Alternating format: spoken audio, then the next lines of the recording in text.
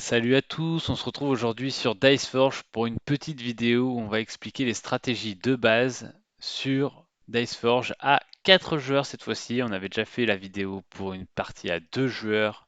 Je vais la mettre en description de cette vidéo et pour vous en rappeler. Mais voilà, l'idée c'était transformer son or en point de victoire, ne pas chasser notre adversaire et essayer de prendre les cartes qui sont très intéressantes. Dans une partie à 4 joueurs, vous allez voir qu'il va y avoir quelques petites différences, mais globalement, on va rester sur les mêmes choses.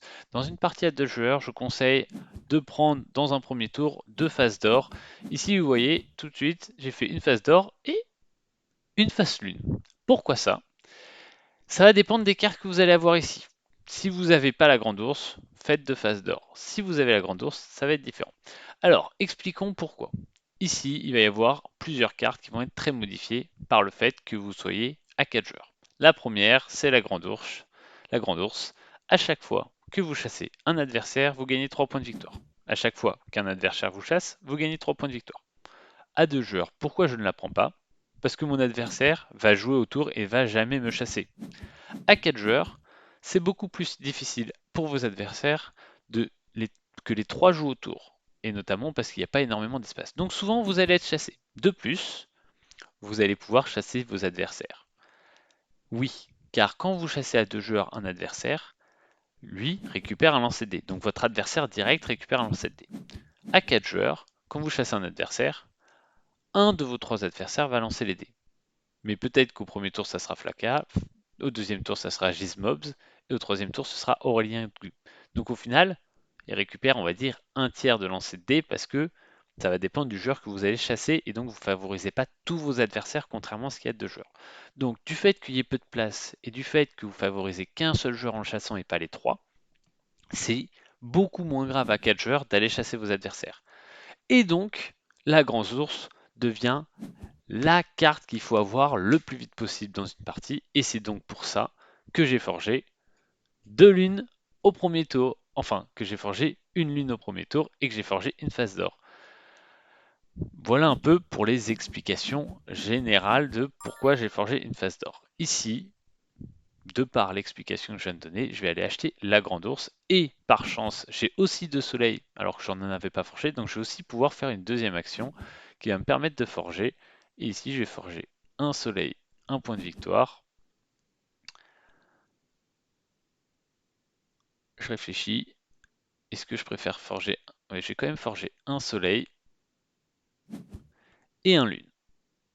Alors, pourquoi cette face-là? L'idée, c'est d'essayer au prochain tour de réussir à avoir une autre face lune pour acheter les grands ours et d'avoir assez de ressources pour à chaque fois pouvoir aller chasser mes adversaires un peu partout si je veux essayer d'acheter pas mal de grands ours.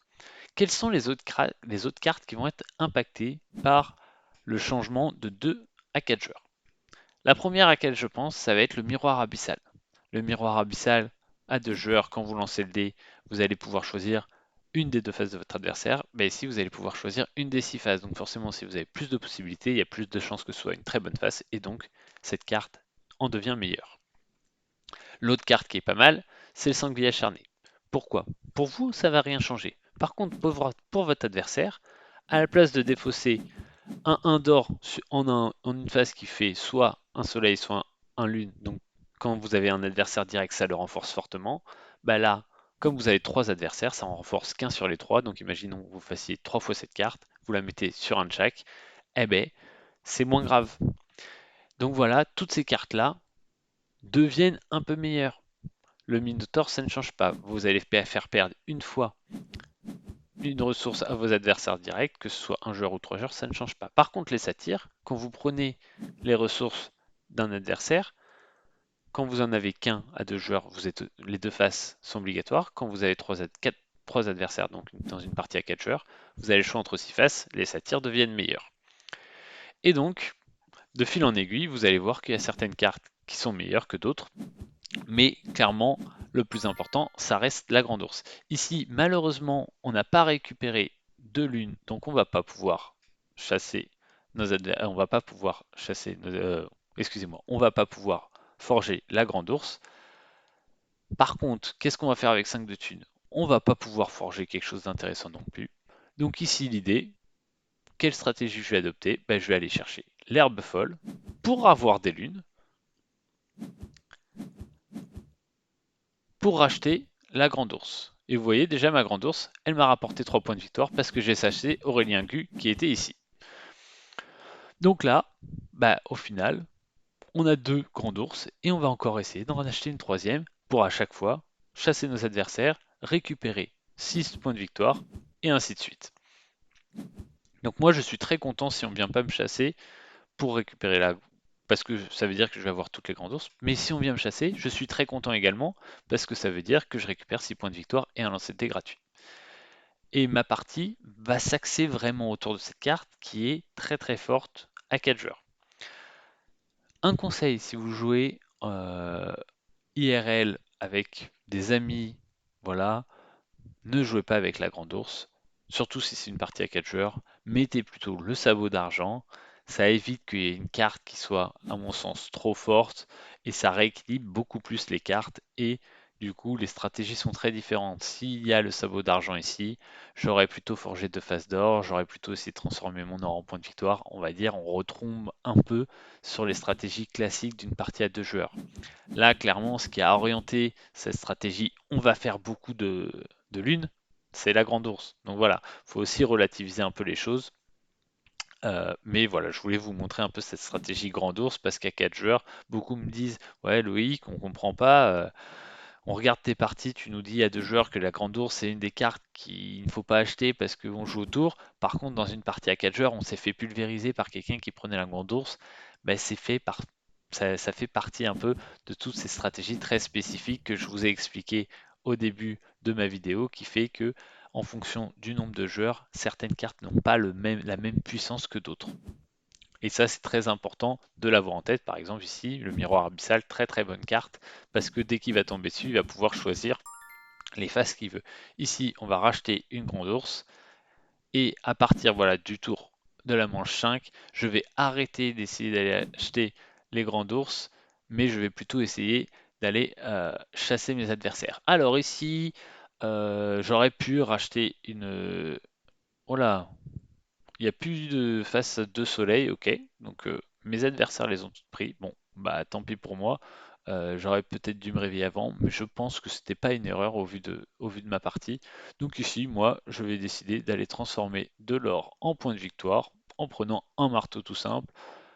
J'essaierai de forger à un autre tour, mais s'il y a quelqu'un que je peux chasser sans trop de soucis, en plus souvent les marteaux, c'est une carte qui est recherchée pour transformer de l'or en point de victoire, donc je me dis qu'il y a de fortes chances que quelqu'un vienne me chasser. Donc je me dis que c'est très intéressant, je marque 9 points avec mes grands ours, il y a de fortes chances que quelqu'un vienne me chasser. J'aime beaucoup cet emplacement. Malheureusement, vous pouvez voir, mes dés ne sont pas très forts, mais on va voir. Peut-être que ça va me coûter cher. J'aurais aimé avoir une autre carte de soleil pour avoir un de soleil ici en plus. Et vous voyez, on vient me chasser. Hop, 9 points de victoire.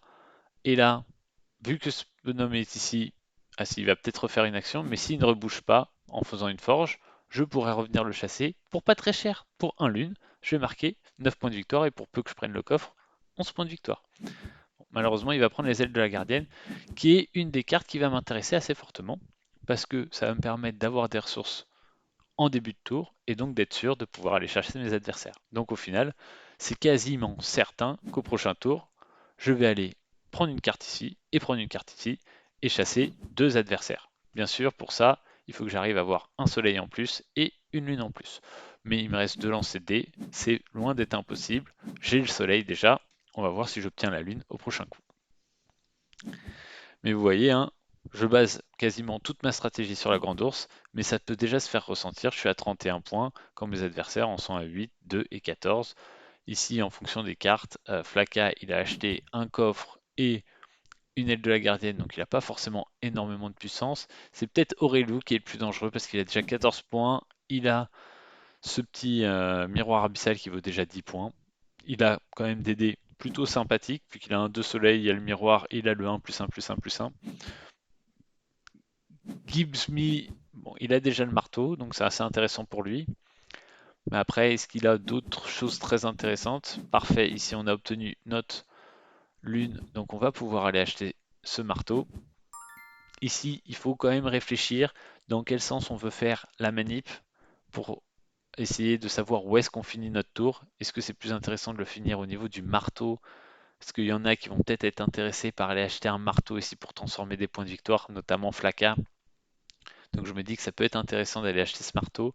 Donc de commencer par les ailes de la gardienne, c'est moins sûr que des gens viennent acheter les ailes de la gardienne hein, sur ce tour. Donc on va commencer par les ailes de la gardienne. Alors oui, hein, là, pour le coup, une fois que vous avez acheté 3 grands ours, vous chassez, vous chassez, vous chassez, vous chassez. Hein.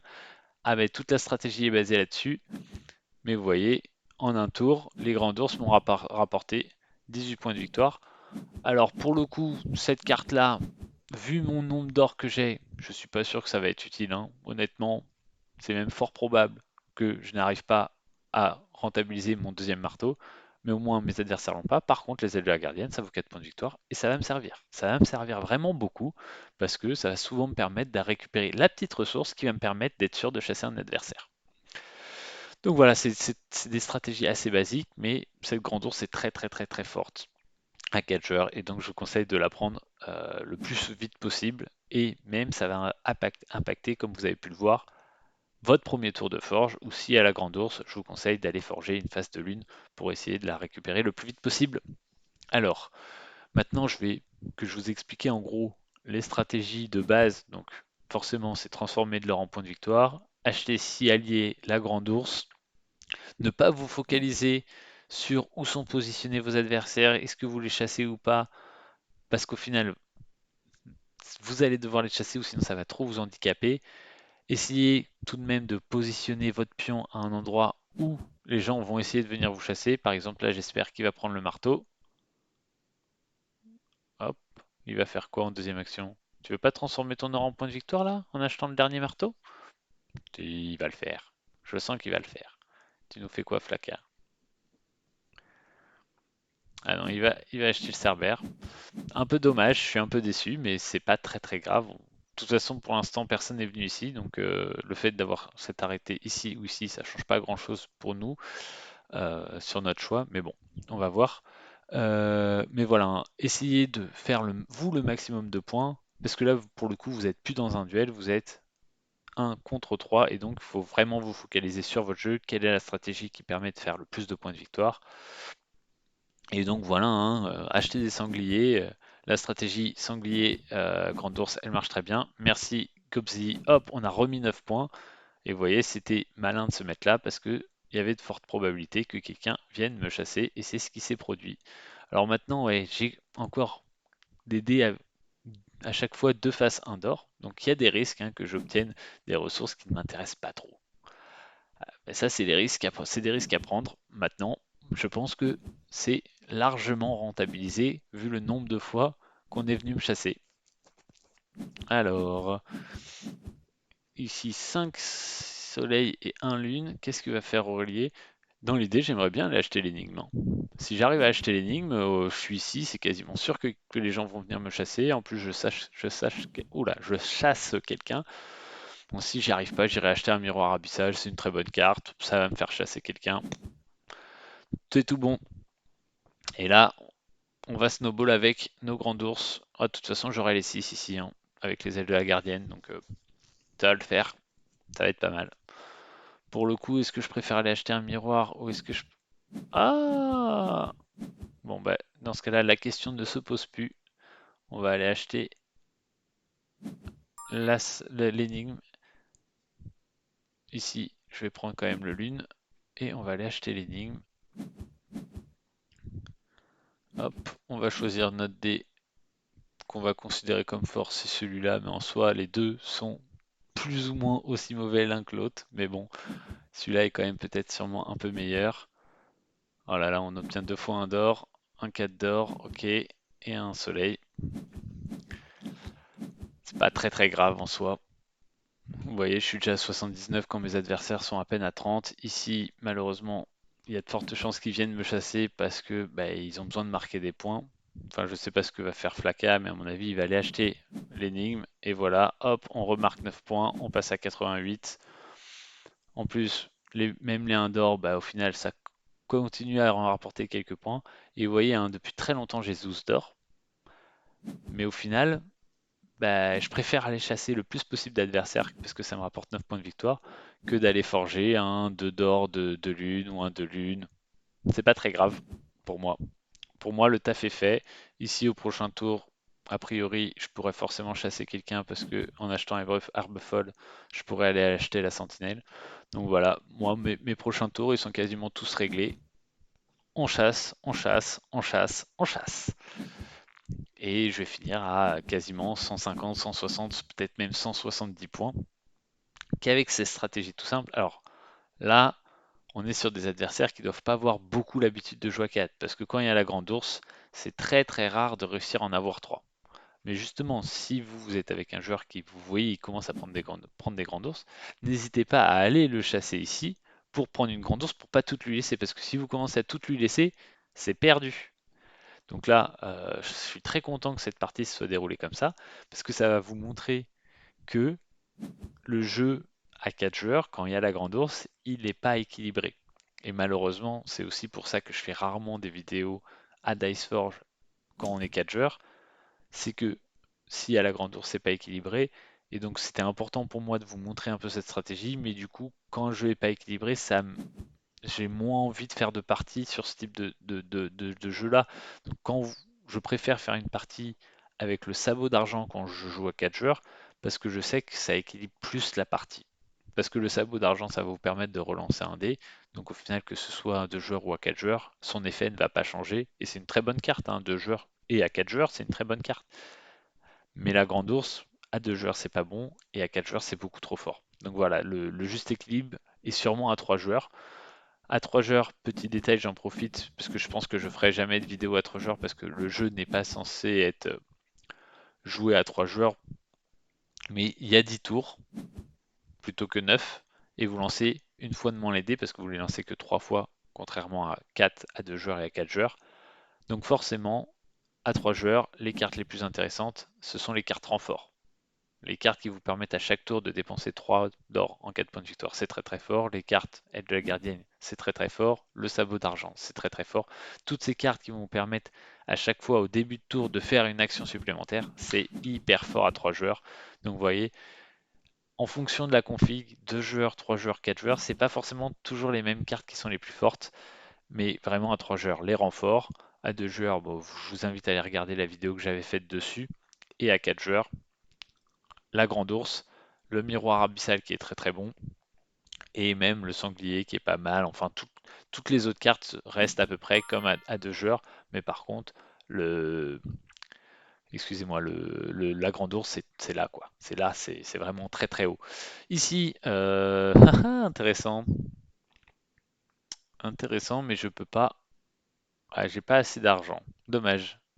J'espérais un moment pouvoir chasser mes 2 adversaires ici, mais il va me manquer un de soleil.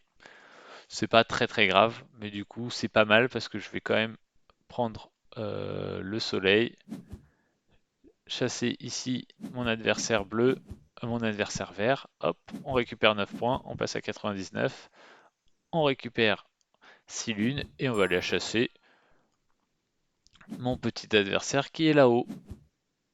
Et tranquillement, on va encore récupérer 9 points. On va se placer en plus sur cette zone-là où il y a de fortes chances qu'on vienne nous chasser.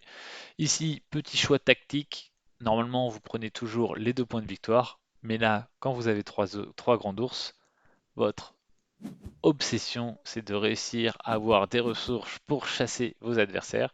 Donc, vous prenez les ressources. On a peut-être perdu 8 points de victoire, mais peut-être que ces petites ressources qu'on a prises, elles vont nous garantir au prochain tour de chasser nos adversaires. Et ça, c'est hyper important vu la stratégie qu'on a adoptée.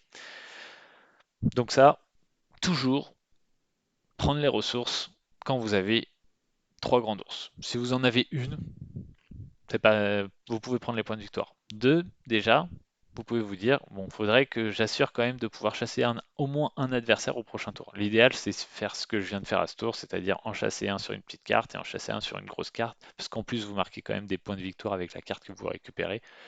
Mais là, ça s'est particulièrement bien mis. Et vous allez voir, hein, je m'intéresse même plus trop aux autres joueurs, parce que ben, je suis très très loin devant. mais c'est par le fait qu'il m'ait laissé autant ces cartes-là, hein.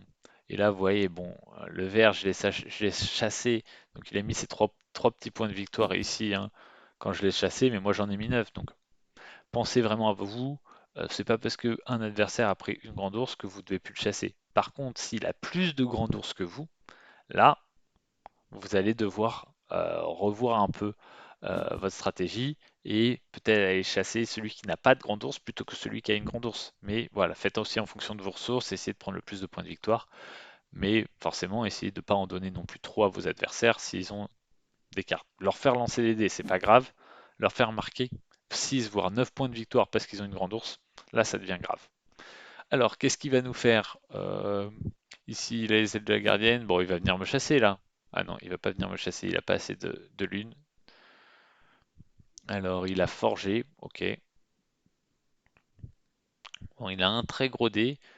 Alors, une stratégie, hein, qui peut se faire beaucoup plus facilement qu'à deux joueurs, c'est acheter plein de dés points de victoire parce que vous êtes sûr qu'il y a les 2 dés, les 4 faces 3 points de victoire, qu'il y a la face 4 points de victoire ici, qu'il y a la face 2 points de victoire.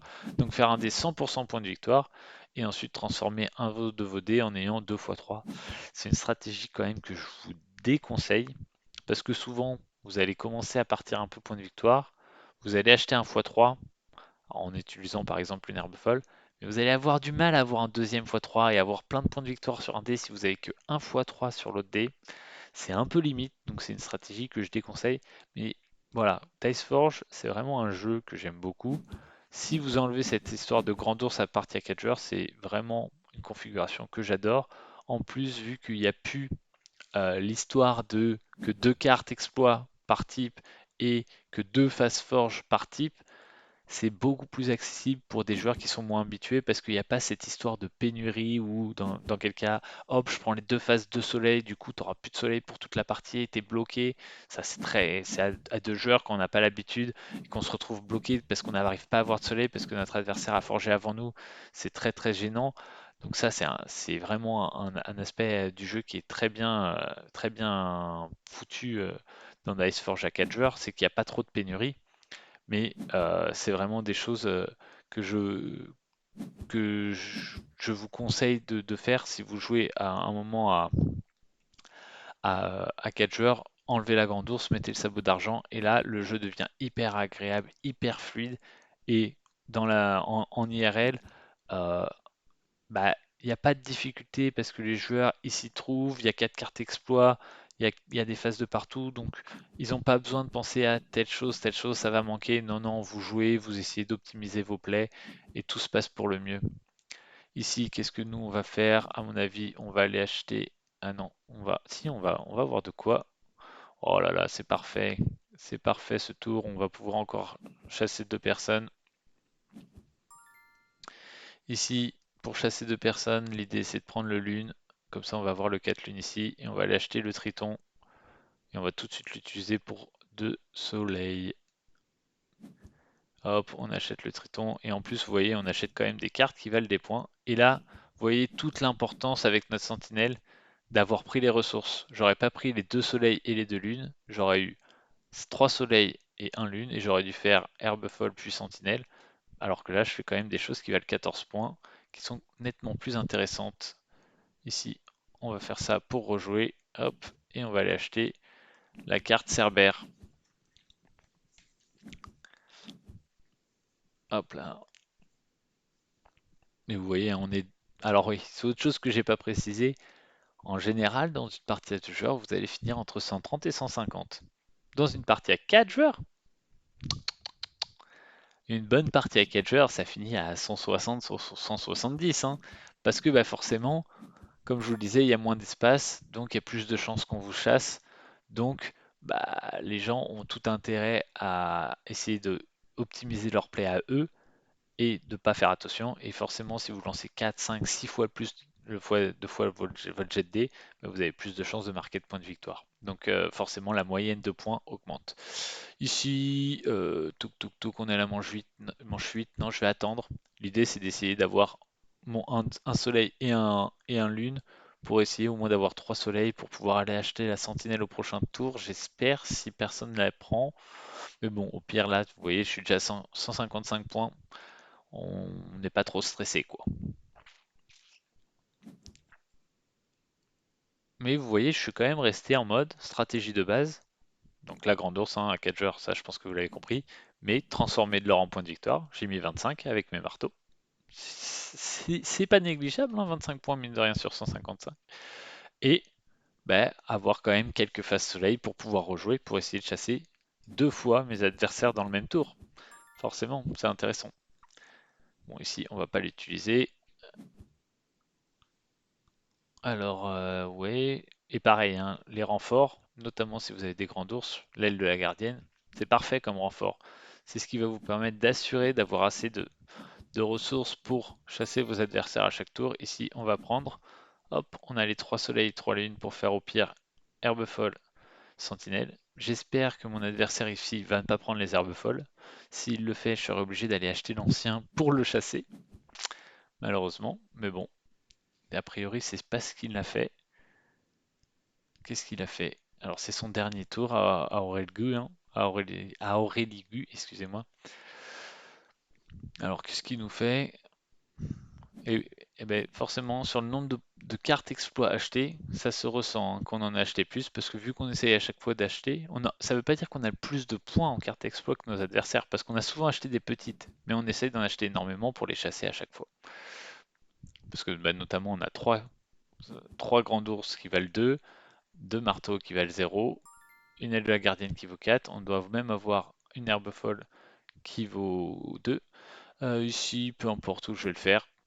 Là, au contraire, hein, si ça c'est quelque chose aussi, si vous voulez faire une partie de Dice Forge et que quelqu'un est en train de mener et que vous voulez l'handicaper, ne lui faites pas forger un sanglier. C'est une bonne carte pour la personne chez qui vous la faites forger. Ça, il faut bien l'avoir en tête. Ici, je vais quand même réfléchir à ce que je vais pouvoir prendre.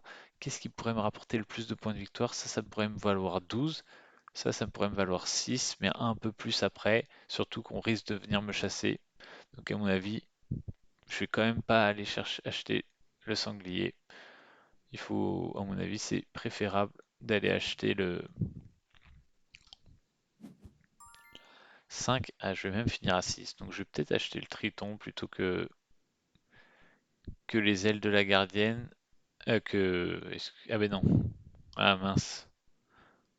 Ou sinon c'est triton plus sanglier. Ça me vaut 12. Mais pour le coup, ça me permet d'avoir 9 en marteau. Est-ce que c'est pas plus intéressant ça? Ouais, mais il y a moins de chances qu'on vienne me chasser en étant là. Non, ok. Je vais rester sur mon idée de base. Parce qu'en plus, les 6 d'or ici que je récupère ici, au final, j'en récupère 3 là. Donc c'est pas ça, il y a la différence, c'est pas énorme. Et ici, on va aller acheter la sentinelle. Et on va essayer de tomber sur nos faces. Et même si on tombe pas sur nos faces de points de victoire, on peut tomber sur des faces d'or qui peuvent nous permettre de finir un marteau. Donc non, c'était mieux ce coup-là. C'était mieux. Alors, qu'est-ce qu'il choisit mon adversaire? Bon, il va prendre. Hop, on va prendre 2 points de victoire. Et qu'est-ce qu'il prend? Bon, Aureligu, elle va prendre 3 points de victoire, hein. Alors c'est le problème aussi des parties à 4 joueurs, c'est que les parties sont un peu plus longues, donc forcément cette vidéo va être un peu plus longue. Mais ça c'est du fait que il y a beaucoup plus de cartes qui vont être un adversaire doit faire tel choix, un adversaire doit faire tel choix, et donc il y a beaucoup plus de temps d'attente. Donc j'espère que j'ai réussi à animer cette vidéo et à vous expliquer quand même tous les petits conseils stratégiques qui sont importants à avoir sur les parties à 4 joueurs. Mais voilà, il y a cette petite contrainte. Et vous voyez, K qui est très rare pour moi, je n'ai forgé qu'une seule phase d'or sur toute la partie. Alors je vous dis toujours, important, forger 2 phases d'or, puis ensuite acheter vos faces de ressources et ensuite transformer votre rang en point de victoire. Ben là, j'ai forgé qu'une phase d'or et vous voyez, il y a même une, deux, trois et celle-là, parce que je considère que c'est pas moi qui l'ai forgé, 4 phases que je n'ai pas forgées, mais c'est pas grave. La partie est assez différente de 2 joueurs en fait, parce que la stratégie est différente. On a une stratégie où on va chasser nos adversaires, on va très souvent lancer 5 fois les dés par tour parce qu'on va venir vous chasser. Parce que là, vous voyez, je me suis mis là. Est-ce qu'il y a un de mes adversaires qui va venir me chasser? C'est pas sûr. C'est pas sûr, mais lui, c'est possible qu'il vienne acheter la sentinelle, hein, parce que qu'est-ce qu'il aura de mieux à acheter? à mon avis, il va vouloir venir acheter la sentinelle, s'il le peut. Donc bon.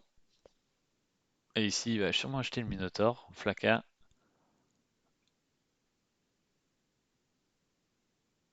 Et vous voyez, avant le décompte, on a quasiment 100 points d'avance, hein. Ce qui n'est pas négligeable. Ah, ici, il n'a pas réussi à aller récupérer le... Il n'a pas réussi à récupérer les deux lunes pour venir acheter la sentinelle. Malheureusement pour moi, donc il va pas me chasser. Bon, je perds 9 points, mais c'est pas très très grave au vu de la partie. Au vu de la partie, ce n'est pas grave. Donc il va sûrement aller acheter le Minotaur ici. Ouais, c'est le Minotaur qui lui vaudra le plus de points.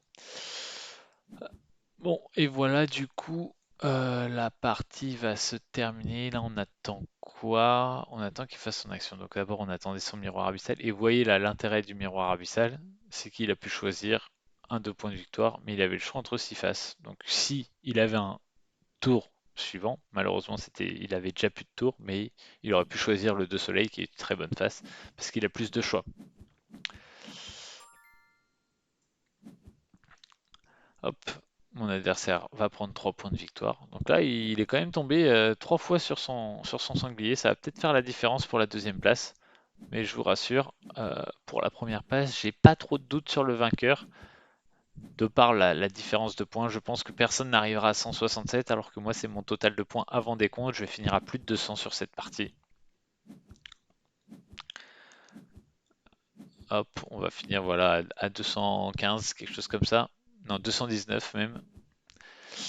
Donc voilà une partie, un score que je n'obtiens jamais en 1 contre 1, mais c'est vraiment cette différence de stratégie et la puissance de certaines cartes qui a modifié ce nombre de points.